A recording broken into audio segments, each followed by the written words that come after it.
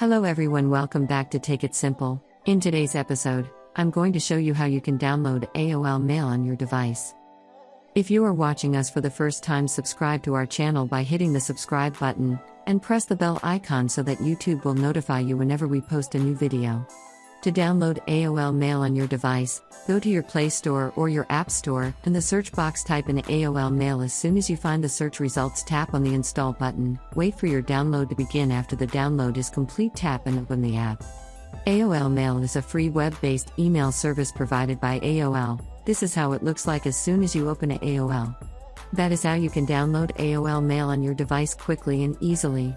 I hope you found the video useful. If you did, go ahead and give it a thumbs up. Feel free to comment down below in the comment box if you have a question or feedback. I'll be back soon with more tutorial episodes again. Thank you for watching.